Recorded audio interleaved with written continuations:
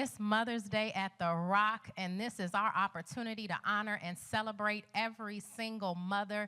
These are some of the most amazing people on the face of this earth. They are the ones who God entrusted to bring life into this world. They're the ones that God entrusted to populate this world, and they have what we call a nature to nurture. It's intrinsic in them to make sure that anything that they birth, they develop and cultivate it. So to every single mother, we celebrate you, we blow you up, we give you all credit that you deserve today. I'm going to take this opportunity to celebrate my own mother, Elsie Simmons. I love her so much.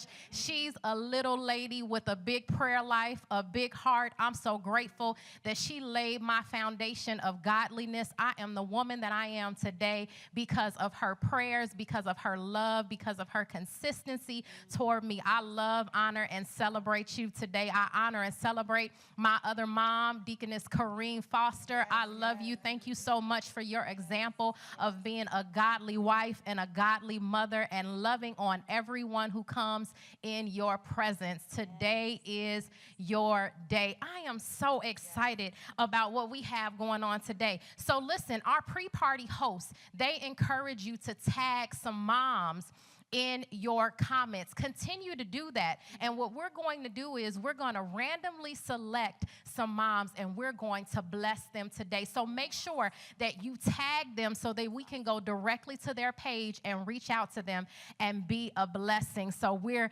excited about that. We're honored that our pastor has afforded us this opportunity. I love my husband. We love our husbands. We love our sons and our children and are so grateful for their display of kindness to us just now. We were completely surprised. So we are so very grateful. And we say thank you, thank you, thank you, thank you to our pastor for giving us this platform, for allowing us to come in and encourage and inspire mothers on their journey. So I'm ready to get into it. I got some of the best moms that the Rock Church and this world have ever had the opportunity to come in contact with. And I want to introduce you to them today.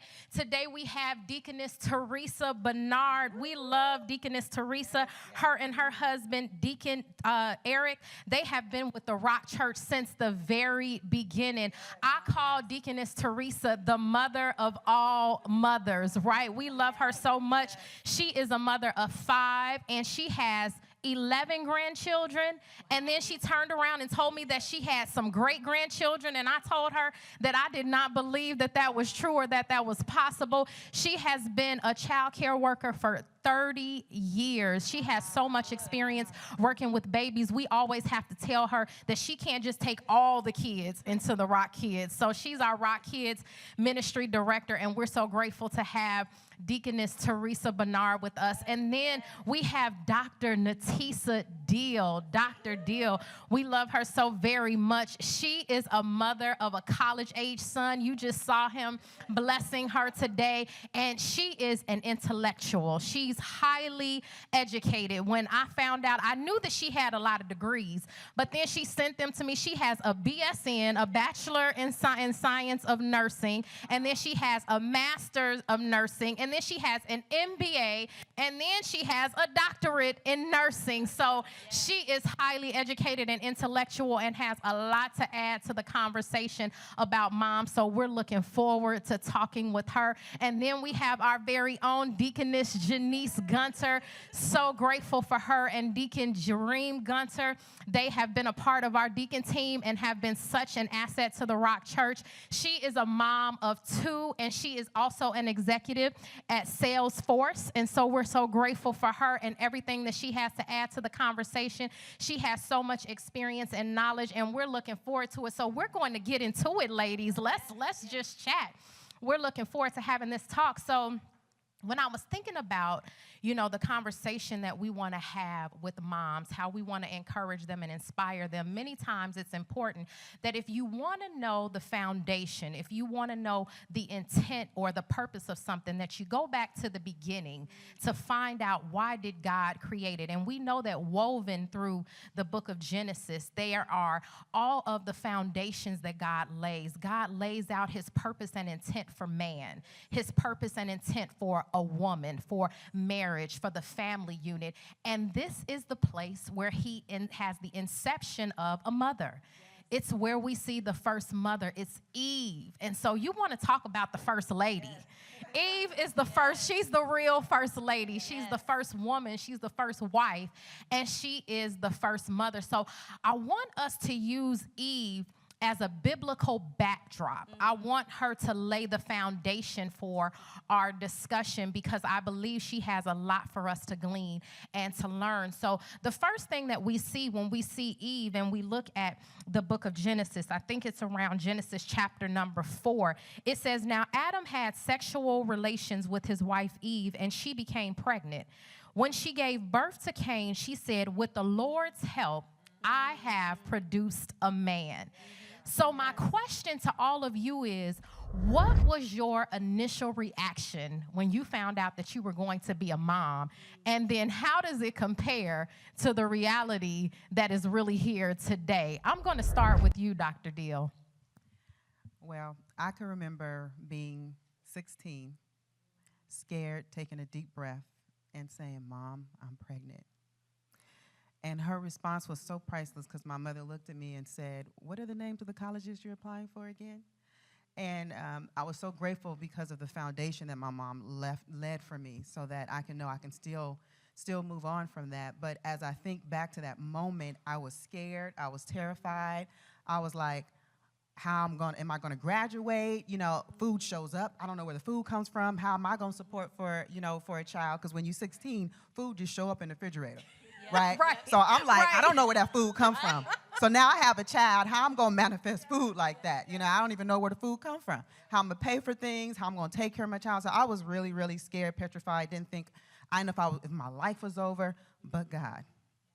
But God. And I truly found God through this journey called motherhood. Amen. I really did. And through my relationship with God, I realized, like it says in Matthew 19:26, humanly speaking, this is impossible. But with God, all things are possible. That's good. And I was able to raise my child, and it turned out fine. My life wasn't over. I graduated, and as you said, went on to get college degrees. But more importantly, my son is earning his college degree. Amen. And we are all right.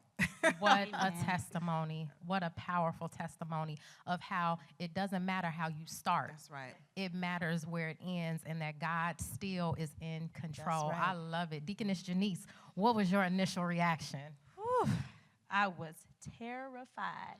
Oh my goodness, it was disbelief. I was in shock. I walked in for a regular checkup at the doctor's and walked out knowing I'm pregnant. Wow. And I was 27 at the time. I was just 5 weeks into my marriage. So freshly married. We had just moved into our new place.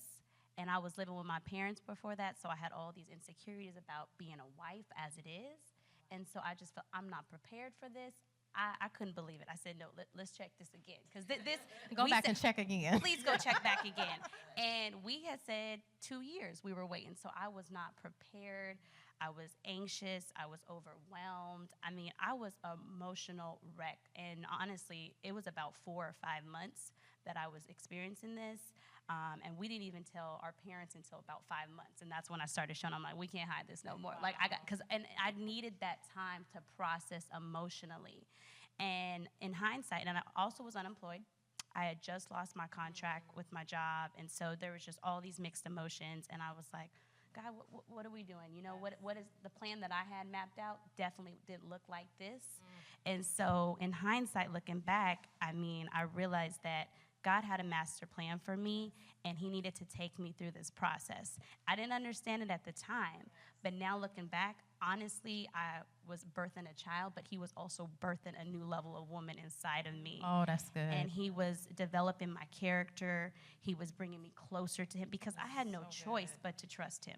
Because I said, I can't do this on my own. I'm not ready. So I was in my word. I was fasting. I was praying. I was doing whatever I could to just stay connected to God because there was no way. So it was funny. My husband was joking because I would put those Post-its all around the house saying, like, God did not give you a spirit of fear. Yes. All things are working for my good. Yes. Everything with prayer and supplication. I was just speaking the word over my life and agreeing to God's promises, and that's truly what got me through. So I thank God for my son.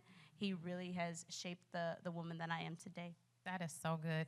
So Deaconess Janice and I have eerily similar stories about how fast we got pregnant. And so it's so interesting that you say how you got pregnant. It was like 5 weeks in, and Pastor Chris and I joke all the time about how fast we got pregnant, right? So it was like, I feel like I got engaged, married, and pregnant within like a 4-month time span. So that's why I'm like, God can do a quick work. Right. Don't ever worry about that. And so I have to say my initial reaction was a little bit of shock, because I was like, does it really happen that fast? Because I can stand and honestly say we did not have sex before we got married. So I was confident, that it had happened after. So I'm like, a honeymoon is the only thing that I can see. So I was shocked, but then I got excited because I was like, God, everything that I've prayed for, everything that I dreamed, everything that I desire, you're doing it so quickly. So my shock turned into excitement, and then I would go back and have feelings like, but wait a minute, I just got married. I've been waiting on a man. I'm ready for us to travel and have fun. But I knew that it was in God's plan. And how it compares to the reality that I see today is so funny, because we had babies back to back. Our kids are just 20 months apart. So it was like we got like a double quick blessing. And I really had to figure things out quickly. I don't care how much you prepare and desire and pray. The reality does not hit until the reality hits. And you got to try to figure it out, right? So I think it was just really learning to balance and figure out, what does this look like for me now? I go from single to married to having 2 children. So just really trying to trust and depend on God. What do you have, Deaconess Teresa? What was your initial reaction? Well, my initial reaction was I was really afraid. I was young. I was 14.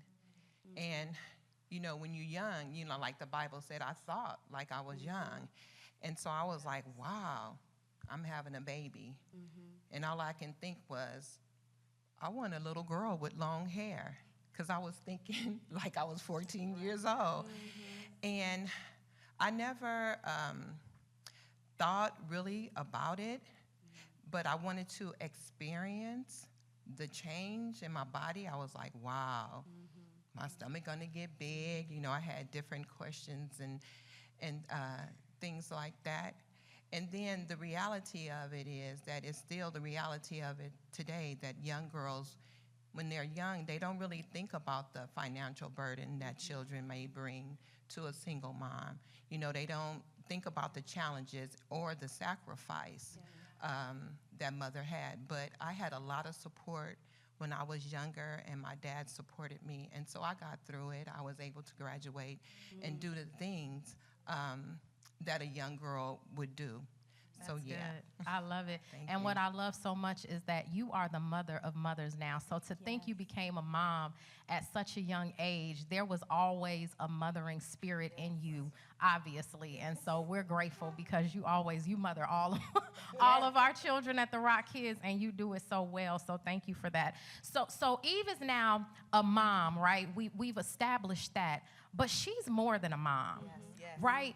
God gave her purpose. He gave her destiny. Her purpose was tied to her husband. I want to point that out, that they both were given the purpose to be fruitful and multiply and to fill the earth, right? So they had this purpose, and then she had this destiny. She had this ministry that was to complement her husband. I love the Amplified version. I really want to read it, because it says, "Now the Lord God said, it is not good or beneficial for the man to be alone. I will make him a helper, one who balances him, a counterpart who is suitable and complementary for him." And so I love that, because she has an assignment to be a helper and a complement to her husband. So we know that she is more than a mom. And so I guess my question is, how do we manage the many roles and responsibilities that we have as mothers? What does that look like for us to be able to manage those things?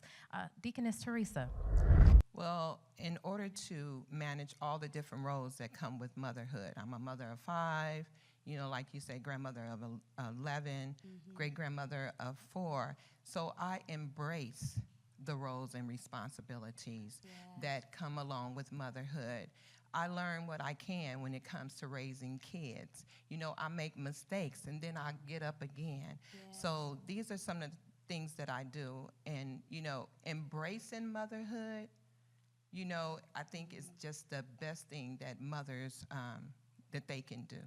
That's awesome. I love that word, embracing it, right? So it doesn't mean that I was prepared for it. It doesn't mean that I have it all together. It just means I accept what the circumstances are, and I'm going to embrace it and roll with it. I love that word. Deaconess Janice. Yeah, I love that because I had to learn that I had to give myself more grace, that I can't do everything all Would you say that? I can't do everything for everyone all at the same. It's just not a realistic expectation, and it was putting a burden on me, a strain that I was failing, that I was never good enough in any particular role because I had this, you know, being a young mom and, you know, figuring this all out. It's like I'm juggling all these things at once. It's like I was pregnant the first 9 months of my marriage, right? And I'm still figuring out what does this wife thing look like? You know, how to navigate that. And so I had to really, it took time. It was a process. I had to give myself grace and say, you know what? You can't do everything, but you can make adjustments and you can fine tune and you can have self-awareness and figure out where you need to make those changes and know that, you know, some things are going to have to compromise, right? And you're going to have to make shifts based on those priorities, and be okay with that. But that took some time for me. It's like, I'm not going to always be able to hang out with my girlfriends. I'm not going to always be able to go to this function that I was invited to or deliver on this request of me, right? I have to manage that. And even with my job, I have a very high volume job. I'm doing a lot of different things. It's very demanding, and I'm fortunate to be able to work from home. But I had to even tell, especially right now in this pandemic, I'm like, I need to readjust my schedule because I'm a mom, I'm homeschooling. Like, there's things that have to shift. So I think being flexible, giving yourself grace, and pivoting when necessary is super key. I love how you said that there's just some things you have to say no to. Yep. Especially when you have a shift and a transition in your life really quickly, right? And so people may be used to you being available. People may be used to you being there for them to call on. And when you have to shift and say, wait a minute, my life is different now, they either understand or they don't. But you have to be okay with losing some friends and some relationships if they aren't key, because my family comes first now. Right. That's my first ministry. They come first now. So I might move a little bit different. Dr. Deal, you have such a powerful testimony of overcoming adversity, and I really want you to share because I believe it can bless a lot of women. You have an earned doctorate. We talked about that. You have a high-powered job, and not to mention you're trying to get into politics. Shout out. We are going to have a councilwoman in our midst. I'm speaking it. So can you just talk about, as a single mom, how you overcame that and to be where you are today? Yes. So, one, I just want to be fair, right? I have a lot of things that I'm doing and I'm going after, but my son right now is in college, so he's typically away. That's so good to point out. So, for perspective, he's home now because of quarantine, but he's normally at the dorm. So I don't. My son is gone. I'm not married. I'm single. I don't have any animals. Listen, I don't have a plant. There is nothing that requires me to be at home at any particular time and do something. So I honor each and every woman, mother that's, you know, married, that's juggling all of that. So I have the freedom to do a lot of things, and Pastor has preached several times about embracing your singleness and getting a college degree. You know, he's talked about that, and if there's an epic trip you want to take, or do something, whatever you want to accomplish, take advantage while you're single and make yourself interesting, so when you do get married, you have something to bring to the conversation and the table. And I tend to listen when Pastor speaks. Clearly you do. Can we just talk about how you be in Paris? I'm like, Dr. Deal's, well, this was before the pandemic, of course. Dr. Deal is in Paris. And then, were you in Greece? You were somewhere. I was in Dubai in December. Dubai, yes. I was like, babe, Taking pilot Dr. Deal is everywhere. And here's what I love. You take your son and your niece with you everywhere that you travel. I think that's powerful. You expose them to things. So keep going. Thank you. Yeah, so I listen. So that's one thing, to be fair with that. The other thing is that part of how God wired me. You know, so we speaks in Jeremiah, before I knew thee, I ordained thee and formed thee. We're just formed different ways. I know that's to be a prophet to the nations, but I was created I'm very driven. My mother told me I was born, I came out of her womb with my 5-year strategic plan. That's what my mother told me. Like, that's the truth. Shout out to my mother again. Happy Mother's Day. And so part of how God wired me is I'm always got a goal. There's something I got to accomplish. That's just, it's in me. But if I had to summarize, like overcoming adversaries, all the homelessness, and I was, I was personally molested, and poverty, food stamps and WIC stamps. If I had to summarize like things that helped me overcome that and manage competing priorities as a single mother, the first thing I do is always set a goal. I set goals and big goals, and I write them down, and I work my way backwards so I can find out I have the goal, and I work my way backwards. What's the next step? And I focus on that next step because I don't get distracted by everything else. So it looks like I'm doing a lot, but it's intentional and it's strategic. So I have a big goal. I've worked my way backwards. I know the next step. I have my plan, and I do a lot of self-care.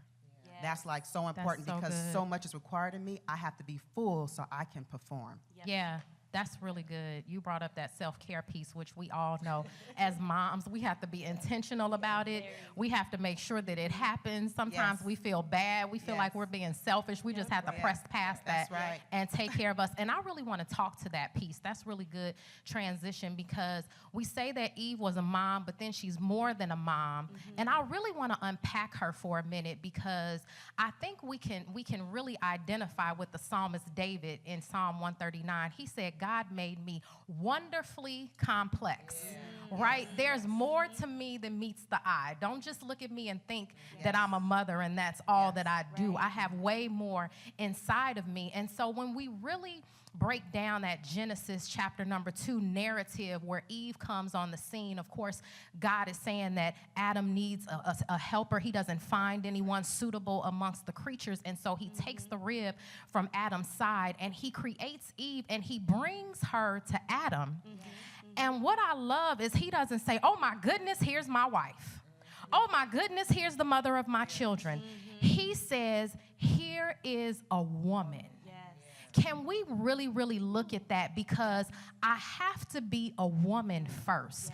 I can't even be a wife if I'm not a woman. I can't be a mother if I'm not a woman. So dare I say I need to be a healthy woman to be a healthy mother, to be a healthy wife, to be a healthy leader. It's super important that I really begin to look at me and make sure that I'm healthy. And I did survey some women before this, some mothers, just to see what some questions were, and I want to get into that. But before we do that, I want to unpack us as women and make sure that we're parenting from a healthy place. Like, what does that look like? How important is it for us to parent from a healthy place? Many times our children are dealing with a lot of trauma, but so have we. And all you need is for somebody to mess with your baby for your trauma to get triggered. I saw it for the first time with my daughter, Brooklyn. She's super sweet, super loving, and kind. And so when anybody messes with her, it's a trigger for me because I was bullied as a little girl, and I suffered a lot of rejection, like from my dad and, from men and things like that. And so that's a trigger for me when anybody does anything to ostracize her, make her feel left out. But she's so loving and kind. So, okay, you know how sometimes you have those kids where you like, nah, you did something. Right. Like, it's probably okay. They probably needed to knock you around a little bit because you be acting crazy and messing with people. But not Brooklyn, right? She just does not mess with anybody. So it's a trigger for me. So when something happens, I'm like, oh, wait a minute. You can't go off and tell her to go and ignore people and forget them. No, you're trying to raise her in a godly way. So I got to check my health, my emotional, my mental, my spiritual health when I'm parenting. How important is that, Deaconess Teresa? It's very important as mothers that we stay in a healthy place. You mentioned self-care. That only means that we have to take care of ourselves. Nobody going to take care of us but us, right? If we're going to be here on this earth, we need to take care of this body. Nobody, we're not here, right? So we do that spiritually. Get you a good book. Read the Bible. Get you a daily devotion. Mentally, know your limits. Know your boundaries. Say no, just like you had said, emotionally. What I do is I try to respond to a situation and don't react, because that's not good when we take and react into different things. And then physically, Go on walks. You don't have to go to a gym or use machines or whatever, because God gave us our limbs, and we can just get out there and we can walk, and we can walk and sing, and we can walk and pray, and we can walk and talk to, ourselves, and we can talk and say, okay, what's going to be my next move as a mother? How am I going to stay healthy mentally for my children and my children's children? Right. How am I going to have to do that? And so as a mom, 100% of us staying healthy, everything in moderation. We don't overeat. We don't over-exercise. We don't overdo anything. And everything, God said, is in moderation. That's good. I love that, in moderation and making sure that we take care of ourselves. Deaconess Janice. Yeah, I love the moderation. And something that you said that stood out to me is just that self-care. And for me, it's self-awareness. And I'm constantly having to reflect and say, okay, how are you feeling today? I need to do a pulse of what's my temperature today, right? How am I feeling?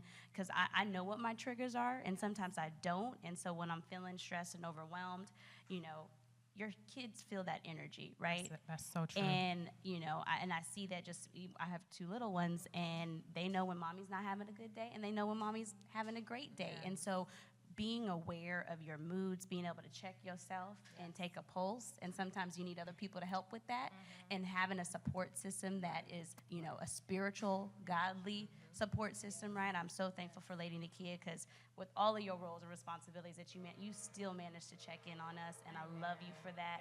So you need women in your life, your sisters, your spiritual mothers that can check in on you and support you. And I thank God for my husband, because I'm able to lean on him, and he's able to support me. But, they say when you get on an airplane, you're supposed to put your mask on first, right? Before you put somebody else's mask. So true. And I feel like that is true to parenting, right? Like, you have to take care of yourself first and make sure that you're whole, so that you can help your children be whole. That's right. And Dr. R.A. Vernon, he said something that reminded me on Tuesday is hurt people, right?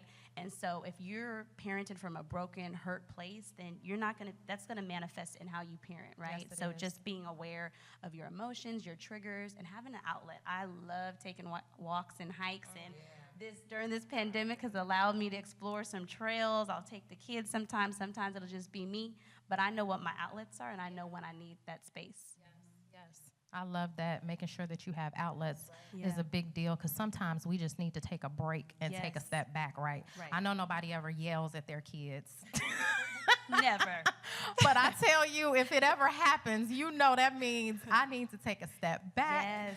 I need to go in the other room. They will be okay, even if they're young children. When I had babies, you know what I mean? And my husband may be traveling or something, I'm like, okay, let me put Christopher in the middle of the bed. Brooklyn, you sit right here. Okay, shoom, I need to go in the other room. I need to just take a break. Dr. Deal, healthy parenting, talk to that. Healthy parenting. So it's crucial for me to be balanced. So Jesus talks about in the 22nd book of Matthew to love your neighbor as you love yourself. That implies that you love yourself. You know how to love yourself so that you are better in a position to love others. So I learned very early on that it is crucial that mommy is happy. Because if mommy is not happy, come on, the whole household, the whole house. Unbalanced and off. Let's be real. We all need medication and be balanced just because mama is not happy. So how important it is critical. It is critical. And it's funny, my son learned me. He'd be like, Mama, you hungry? What is it? So like you said, the yelling or this or that, I'm not necessarily yell, but I can be quick in my speech or snappy. And my son he's so awesome. He just like, Mama, you hungry? What you want? Some Mexican food? What you need? Whatever you need. But I'm gonna make it whatever happen. you need. He's so calm. But it's crucial to parent from a healthy place. And I really learned that I have to make sure I'm okay so that I can be in a position to give, because as mothers we give of ourselves all day, and then I'm a healthcare provider. So then I go to work, I give all day at work, then I got to come home, and kids don't care nothing about none of that. They don't care about work, they don't care about none of it. So you have to come home and give more. So I realized I have to take care of myself. I have to be parenting from a healthy place so that I can be able to make sure my cup is full so I can pour out into my child. And I have rituals, routines. I learned a lot from Lady Nakia and Dr. Jaquette. We had a ladies' talk, and it was about so balance. Ooh, I was thinking about this. I was like, well, I could just pull my notes out from the talk that Lady Nakia and Dr. Jaquette did at one of one of our women's ministries events. It was so powerful. Shout out, you need to be there at our next one. But, you know, this whole notion of like balance and different things, just making sure I take care of myself. And one thing that you all said, and I'll conclude with this, is that well, I'm gonna mix that in something I learned from Oprah Winfrey. Yeah. So it's okay to say no, and you have to learn to say no, you know? And you and Dr. Chiquette was talking about, it's like life or death. I gotta make sure I'm okay. Right? And you did a wonderful job of explaining that. And Dr. Chiquette just went on and was saying, it's like an allergy. You know, I don't feel sorry. I'm allergic to tilapia. So it don't matter, Lady Kid, you know I love and adore you. If you say, I marinated this tilapia for 3 days, I had the prayer cloth that Pastor talked about, you got your little prayer shawl, I prayed over it, I put some anointing on it, and I'm serving you this tilapia, I got to say no, and I can't feel bad about that, because I will go into the emergency room. And I learned that from the women's ministry. And I remember Oprah was saying, it's okay to say no, and it's okay if people don't like you. Yes. It's okay. So That's those so are good. things that are critical that I've learned, and every time I say no to somebody, I'm like, it's okay. And I think about that talk with you and Dr. Chiquette. Yeah. It's tilapia. No, it's No. okay. This The is answer critical. is This no. is life or death. So That's I so just good. thank you for your example, your transparency during that talk. You are amazing, and I just want to honor I love you. So I learned so much from you from that talk. So. No, that was a really good talk. And you know, one of the things that is really important is that we understand there's seasons of motherhood as well, right? And so what I could do in one season, or how I had to devote all my children, which I believe that that's my season right now, is my children are young. They're 7 and 5, and we're kind of in that same season. And then you have a college age son, and you have adult children and grandchildren. So there's different seasons, and I have to recognize and know the season that I'm in, and I have to be okay with that, right? I can't go chasing all my dreams if I have a newborn baby. That's just not the time for it. No, ma'am. God will provide another opportunity. If he gave you a dream or something that he wants you to do, we have to just be able to recognize and discern, this is the time for me to chill and to pour into my kids, and to be okay with the fact that I'm going to reap a harvest when they're 18 and it's time to go to college, when they're adults and having their own children. So I just want to encourage women about that. Make sure that you know the season that it is in your motherhood, right?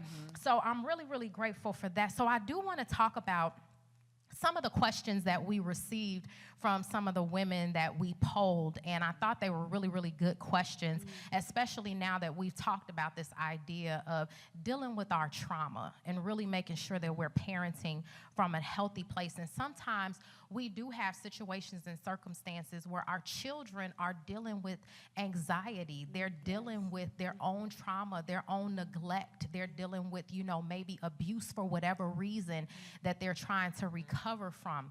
What advice, Deaconess Teresa, would you give to a parent who may be dealing with a child who has trauma? And I think you're so perfect to speak to this, because you have 30 years of experience of working with children, and you have a degree in early childhood development. So please speak to that. Okay, so first of all, we have to listen as mothers, and we have to listen with our ears and with our eyes. We should be mothers that don't be in denial, right? And so we need to listen to our children. We need to allow them to speak. We need to allow them to say how they are feeling. It's so important to listen to your child, because when you listen to them, then you can gather information. Abuse, neglect, those things, abandonment, those are real. And kids don't know how to say that I'm feeling certain ways. So then you listen to them, and then you can listen with your eyes. You're like, okay, something is wrong, something is going on, And depression is a little different, because if you know or you think your child is depressed, then you have to not be in denial, and then, seek professional help for them. Can you repeat that, please? Seek professional help for them, because I've known kids to come out of depression. I've known them to come out of abandonment issues, and I know them to, known them to arise above the abuse that they have when they were young, or, So I would say listen very carefully with your eyes and with your ears. Yes. That's so good. I'm so glad that you spoke to that, because there are some things that as parents, it may be outside of our scope and our ability to handle. And so after we've prayed about it and we've believed God for it, we may need to seek professional help for our children, and it's nothing wrong with that.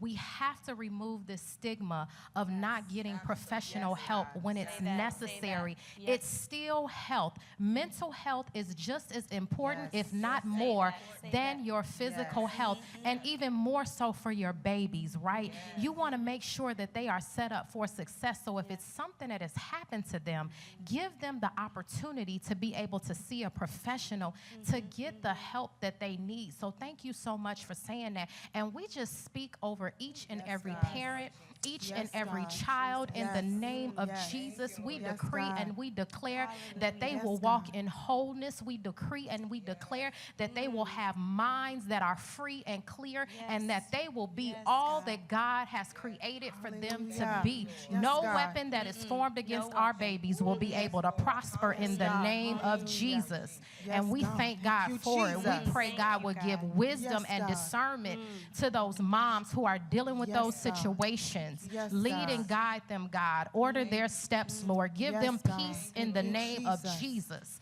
and help them to overcome this situation Yes, and this God. circumstance, God. We are Yes, so Lord. grateful. Thank you. So Jesus. grateful for that. Thank you so much, Yes, Deaconess God. Teresa. Dr. Deal, what would you say, just with your clinical background, what is your input to that, dealing with trauma in children? I would say that understanding that everyone's situation is different, but literature shows that children that experience trauma like neglect and abuse, an important, crucial thing that you can give them is consistency. Yes. Because oftentimes with traumas, with abuse, neglect, and different things, kids grow up with anxieties, and they grow up with insecurities, and it's hard for them to trust and receive love, even though you're trying to give them love. So a crucial thing is to be consistent.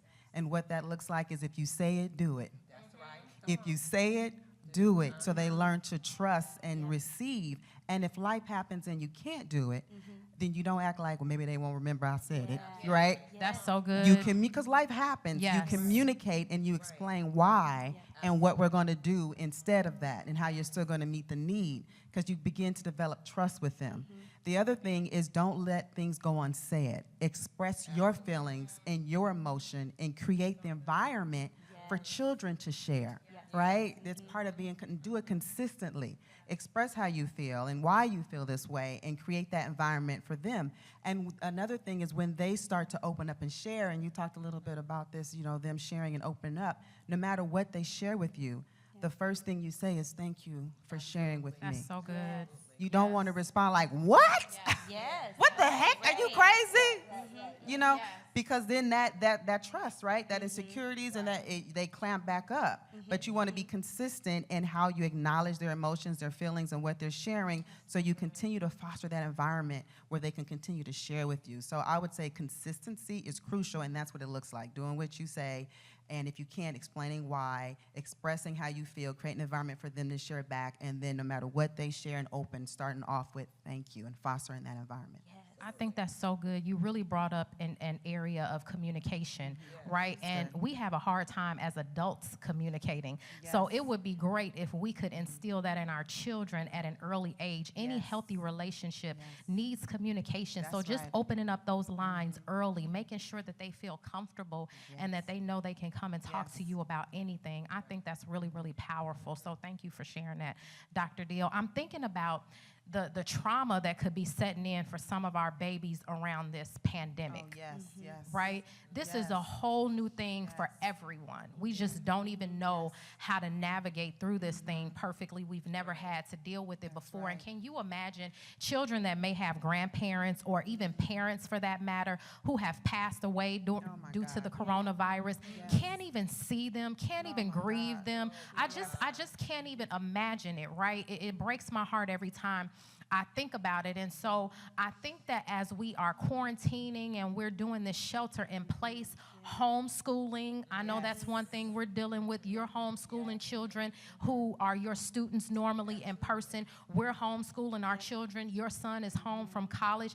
It's just a whole new thing. So I work from home, but I normally don't work from home with my kids there.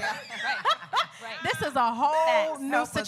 situation. Yes, yes. Total different. Total different. We had to rearrange our whole great room so that I could be the teacher. So here's the thing. I'm the teacher, and my husband is I'm the teacher and the principal, and we had to get roles. So my husband is Mr. Gaines. He's the lunch man, right? So I love it. it's so crazy. So he's the lunch man because here's the thing. I tried to let him to be the teacher one day, and I go in the room and come out.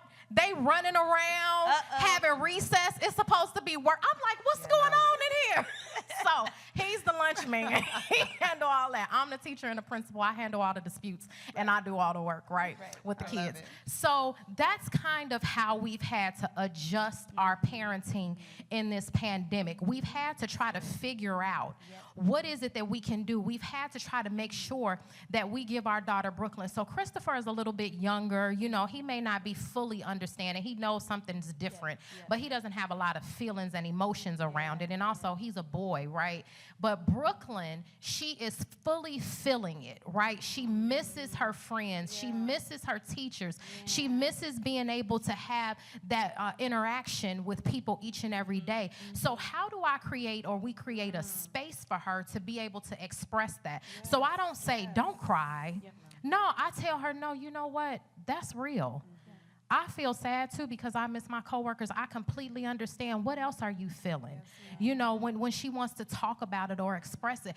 Deaconess Janice, talk to how you have had to adjust your parenting during this pandemic. Yes, it's been a lot of adjusting, right? And no day I feel like looks the same. We are doing our best to create that structure, create that routine. We learned that in the first few weeks that we need a schedule, we need a routine, and so do the kids, right? Their whole world was disrupted, right? All of our worlds, but the kids' world was disrupted, right? And they were used to such structure and such process, right? And to go home and then not have that, like, they don't know what to do. So first we had to create that schedule, and then we had to iterate on that and figure out how we need to fine tune that to make it more successful, and not be so rigid with it, right? Like, you know, academics can't take up the entire day, right? Not at my house, so Definitely. let my husband, he like, would you please let them go to recess? I'm like, no, they need to finish this work.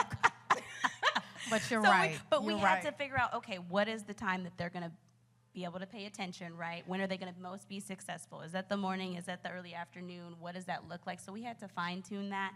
But academics is very much a part of it, but we had to figure out what are the other things that we can do, right? So that they have these outlets, because there's a void that they're feeling, right? And so we learned that we needed to open up the lines of communication. And I love what you said, Deaconess, about the listening. And thank you, Dr. Dill, for confirming just you need to have that open space to share and affirm. And something that we recently implemented as a result of the pandemic is family talk.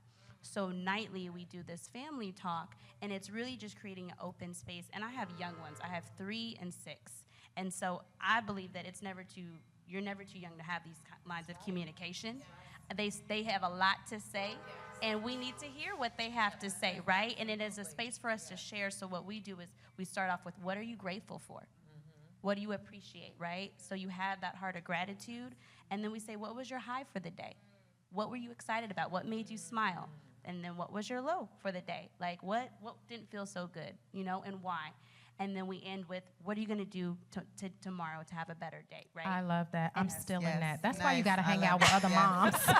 You get all kinds of ideas. That's awesome. And we all go around and we share, and sometimes little Jelly, she goes on a tangent, but we got to let her have her space, right? And then Josiah ends up doing a little mini sermon and, you know, bringing us, you know, praying. And I love that, though, because, you know, our kids have so much personality. They have a lot to say, but it's a space to have those conversations and to really begin that listening tour, especially right now, knowing that, like, they are adjusting and they're feeling the disruption just as much as us. And so we need to know that we're in this together, and we want to make tweaks accordingly. So that's something that's really helped us. No, I Love really it. love I love that. it. Yeah, that's awesome. I'm really still in that, having Please those do. talks It's helped. at the end of the day. So we're in the house more. Our children are, of course, probably finding a lot of time on their hands. So grateful that the weather is getting better, so they can go outside and enjoy a little bit more. But at first, they were just totally, really in the house. And so there's this whole technology age that we have to deal with. It can sometimes be so challenging because our children are being introduced to things so early now with technology, right? So how do you parent teenagers and pre-teenagers in this technology age? I'm going to ask you, Deaconess Teresa, do you have any advice for parents who have to deal with that? Okay, so technology, as we know, it has its advantages and then it has its disadvantages. You need to know, as a mom, you need to know all the different technology. You need to learn how to do it. You need to know what they know, and how they are learning it. But, I said that I have became the tech police. So, I said, That's good. what you learning Right. on the phone? Where you getting the information from? Yeah. Who you getting the information from? Why you on it so long? So I feel like we have to police the time they're on it, what they're watching, different things like that. And then it's really important that I go alongside my children and say, hey, what you doing? I want to do it. I want to tic-tac or, all those stuff. TikTok. Oh, TikTok. I love it. I love Thinking it. that's Lord, we are a hip church. You hear TikTok. Don't be. I want to do that. So Right, yeah. right. So as a mom and as parents, that's what we have to do. We have to really be the tech police and make sure that our kids are using the technology for good. No, I love that. And you know That's what? good. I really don't want to condense this down to just teens and preteens because our children, even at ages 7 and 5, are extremely savvy when it comes to technology. Right. And that's me. I'm the technology police, right? So I'm on there and I'm like, no, let me play this and Yes. see what happens. And so my son loves Yes. word games. And this is really, really good to know for parents. He loves word games. And those games are free because ads pop up in the middle of a Yes. game. And just because That it's a part. game that seems like it's innocent, when I started playing, Yep. a totally inappropriate ad popped Right. up Yep. in the middle of it. And I said, Yep. oh, no, we deleting this. Yep. That's right. You can't play this. Right. So it's important that you actually walk through the Yes. steps and play the Yes. games that they're playing good. because That's good. nobody cares or is thinking about the fact That's that your good. 5-year-old may be on there Right. watching it. They just trying to sell That's their right. product or whatever it is, and everything has these undertones to it Yes, these days. yes. And all it is the power of suggestion That's right. Yep. that they put it out there, this image, and now it's stuck in the mind of your baby. So, Dr. Deal, speak to that parenting in this I want to technology piggyback age. on what you're saying because that's a good question, and where you're going. It's easy to do the wrong thing. You don't have to try. That's where my thought is going from that. Your baby would not be trying to find an ad that's Right. inappropriate. Right. This is just something that would pop up in this Yeah. technology age. Anything, it's easy to do the wrong thing. You don't have to try. It just falls in your lap, right, or on your phone. And so one of the things that I have always done since my son was 2 is create an environment where he can tell me anything. And when I say anything, I was typing some examples, and I was like, let me just say, if you all want to hear some things, catch me one-on-one in private, okay? But he had said some things, and I've had to respond like, he said stuff, and I say, interesting, that's an interesting word. Where'd you hear that from? And not like, what? Who told you that? Because then they shut down. But because I had generational curses that I needed to break, right? So I was molested for 8 years, teen pregnancy, all these things. So I always wanted to create this environment. And I didn't know then, but what I was doing was creating psychological safety, which is a term that means that people have the freedom to speak up, to say what they think, what they feel, ask questions without the fear of being punished ridiculed, or embarrassed. That's good. And I didn't know then, but I was creating psychological safety. And even to this day, he says stuff. And if I was lighter or white, I'd be turning red. But I listen and I receive it, and we talk about all kind of stuff. And there's these research articles from Google, and Harvard Business School did them as well. And it talks about the key ingredient that's so crucial for high-performing teams when you really want your team to speak up and say what's on their mind, so you can have the the best performing of whatever it is. And the key ingredient is psychological safety. It's so critical. And so in this technology age, because you can't be everywhere. Yep.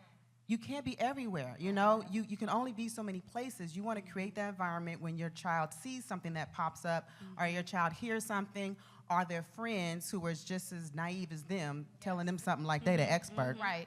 Right. And it may be wrong, but I used to tell my son, your kids, your friends are dumb. They don't know. They think they know. Because that's how we talk. I'm like, they don't know. They think they know. They'll sound like the expert. If you hear anything, just tell mama. Just ask me. We can talk about it. Yeah, we can research it together. And so from 2, he has, to even now, like last week, he still shares things. He calls me and tells me intimate parts of his life, because I always want to know what's going on, And when all else fails, stock your kids. Stock them. I have a tracking app on him. Right. I Right. track him. I Yes. stalk them. I will often, I have my niece, my brother, and my son, and I'll wake up in the middle of the night, find their location, especially when my brother will be out the country and my niece anywhere. I'll circle it and say, I'm watching you. I am watching you.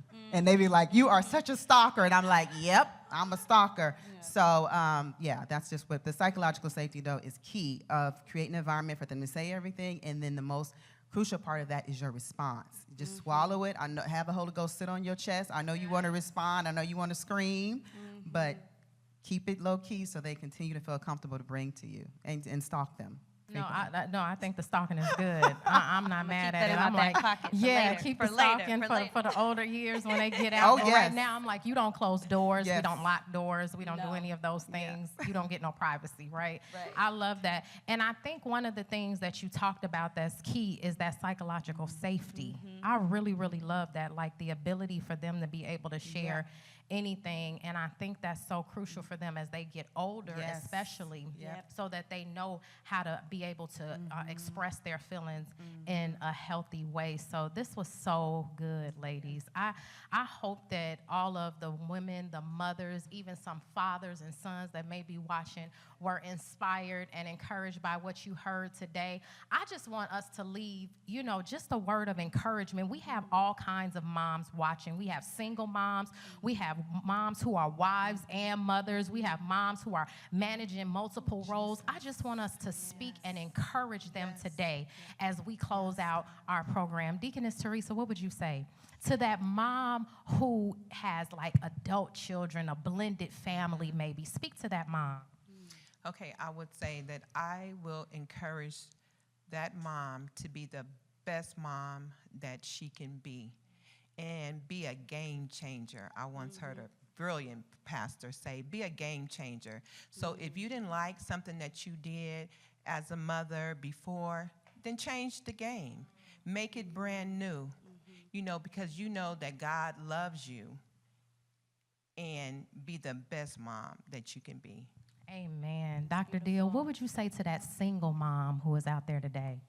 I would say, I know there's oftentimes you feel like you have to be everything to your child because you're by yourself and you have to work and parent and do everything.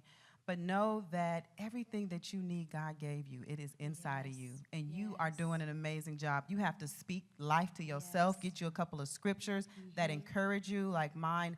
I can do all things through Christ who strengthens me. All things work together. I have said those through tears.